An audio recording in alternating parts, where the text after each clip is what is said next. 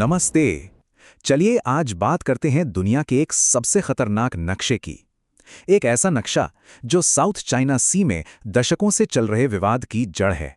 जरा सोचिए, एक बच्चों की एनिमेटेड फिल्म में दिखाया गया नक्शा और दूसरी तरफ 1948 का एक पुराना नक्शा। अब इन दोनों में क्या कॉमन हो सकता है? दोनों ने ही दशकों तक जबरदस्त इंटरनेशनल टेंशन पैदा की है। ये सिर्फ किसी फिल्म का विवाद नहीं है, बल्कि एक बहुत बड़े और कह सकते हैं एक उलझे हुए ग्लोबल कॉन्फ्लिक्ट का सिंबल है। तो सवाल यही है कि आखिर एक नक्शे पर खींची मामूली सी लाइन कैसे इतनी बड़ी बड़ी इंटरनेशनल घटनाओं की वजह बन सकती है? कैसे इसकी वजह से फिल्मों तक को बैन किया जा सकता है? चलिए इसी गुत्थी को सुलझाते हैं। तो सबसे पहले बात करते हैं उस बदनाम 9 डैश लाइन की।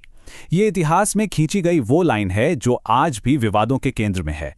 ये है 9 डैश लाइन, और इसी लाइन के जरिए चीन साउथ चाइना सी के लगभग 90% हिस्से पर अपना दावा जताता है। जाहिर है ये एक ऐसा दावा है जिसे उसके पड़ोसी देश और दुनिया की कई बड़ी ताकतें बिल्कुल नहीं मानती, और सच कहें तो यही इस पूरे झगड़े की जड़ है।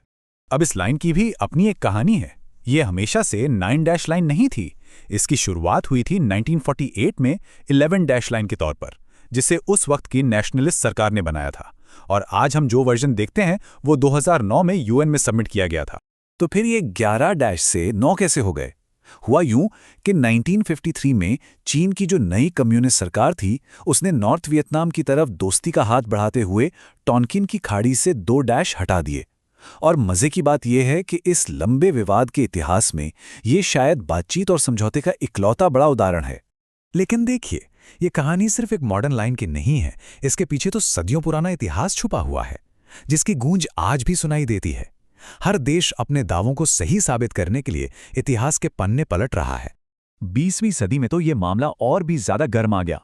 1947 में चीन ने अपनी 11 डैश लाइन दुनिया के सामने रखी। फिर जैसे ही फिलीपींस और मलेशिया जैसे देश आजाद हुए, उन्होंने भी अपने दावे ठोक दिए।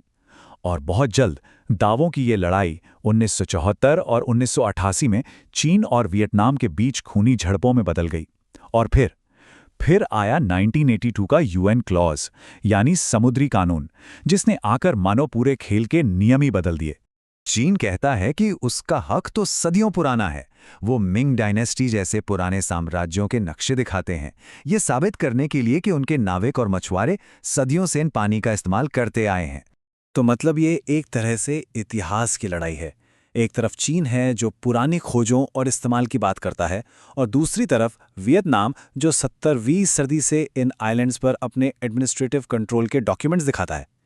दोनों के पास अपनी अपनी कहानी है, अपने अपने सबूत हैं, और कोई भी पीछे हटने को तैयार नहीं। अच्छा, अब आते हैं मॉडर्न लीगल फ्रेमवर्क पर। एक ऐसा ढांचा जिसे बनाया तो गया था चीज़ों को सुलझाने के लिए, लेकिन इसमें एक ऐसा पेंच था जिसने अनजाने में ही इस विवाद को और भी उलझा दिया। ये है यूएन क्लॉज, यानी united nations convention on the law of the sea. ये एक इंटरनेशनल ट्रीटी है जो समंदर से जुड़ी हर एक्टिविटी के लिए एक लीगल फ्रेमवर्क बनाने की कोशिश करती है। आसान भाषा में कहें तो ये समंदर के लिए एक रूल बुक है। तो एक रूल बुक ने प्रॉब्लम कैसे खड़ी कर दी?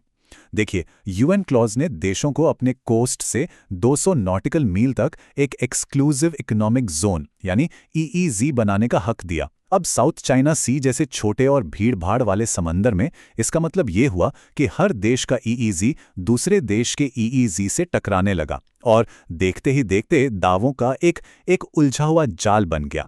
तो संक्षेप में देखें कि नियम बदले कैसे।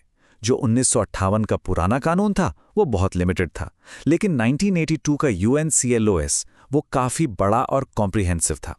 इसने बाउंड्रीज से लेकर लड़ाई झगड़े सुलझाने तक हर चीज़ के लिए नियम बनाए, लेकिन इसका असर मिला जुला रहा। इसने नियम तो दिए, पर साथ ही इसने नए नए दावों और नए झगड़ों को भी हवा दे दी। तो इतिहास और कानून तो ठीक है, लेकिन इस विवाद के पीछे और क्या है? आखिर असली दाव पर लगा क्या है? जवाब है लहरों के नीचे छिपा एक बहुत बड़ा खजाना, 33%। और ये सिर्फ एक नंबर नहीं है, ये हकीकत है। दुनिया का 1/3 यानी 1/3 ग्लोबल शिपिंग ट्रेड इसी छोटे से समंदर से होकर गुजरता है। इसका मतलब ये है कि हम जो फोन इस्तेमाल करते हैं, जो गाड़ियां चलाते हैं, बहुत मुमकिन है कि वो सब यहीं से होकर आए हों। ये ग्लोबल इकोनॉमी की लाइफलाइन है। और बात सिर्फ ट्रेड शिप्स की नहीं है। समंदर की सतह के नीचे अरबों बैरल तेल और खरबों क्यूबिक फीट नेचुरल गैस का भंडार है। ये दुनिया के सबसे अमीर फिशिंग ग्राउंड्स में से एक है, जो लाखों लोगों का पेट भरता है, उन्हें रोजगार देता है। मतलब ये एक ऐसा खजाना है जिस पर हर कोई अपना हक चाहता है। लेकिन ये मामला सिर्फ पैसे और रिसोर्सेज का नहीं है। एक और बहुत बड़ा फैक्टर है, और शायद सबसे पावरफुल, नेशनल प्राइड और डोमेस्टिक पॉलिटिक्स। एक बहुत ही सटीक बात कही गई है इस ह्यूमन फैक्टर के बारे में, कि आर्थिक फायदों के बावजूद साउथ चाइना सी से जुड़े फैसले ज्यादातर पॉलिटिकली होते हैं, और यहां कोई भी समझौता करने को अक्सर देशद्रोह की तरह देखा जाता है। और ये लड़ाई सिर्फ कागज पर या नक्शों पर नहीं हो रही है, ये जमीन पर हो रही है, या यूं कहें कि समंदर में मौजूद आइलैंड्स पर। वियतनाम का करीब 24 से ज्यादा पोस्ट पर कब्जा है। चीन ने पैरासिल और स्प्रैटली आइलैंड्स के कुछ हिस्सों को कंट्रोल कर लिया है, और फिलीपींस, मलेशिया और ताइवान वो भी यहां अपनी मौजूदगी बनाए हुए हैं। तो सबसे अहम बात यही है, चीन, वियतनाम और फिलीपींस जैसे देशों के नेताओं के लिए साउथ चाइना सी पर एक मजबूत स्टैंड लेना अपने देश में अपनी पॉलिटिकल कुर्सी बचाने के लिए बहुत जरूरी है। कोई भी लीडर अपने लोगों के सामने कमजोर नहीं दिखना चाहता, खासकर इतने सेंसिटिव मुद्दे पर। तो आखिर हम खड़े कहाँ हैं?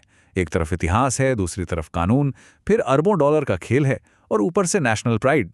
ये सब कुछ इस छोटे से समंदर में एक दूसरे से टकरा रहा है। तो बड़ा सवाल यही है, क्या ये अशांत समंदर कभी शांत हो पाएगा?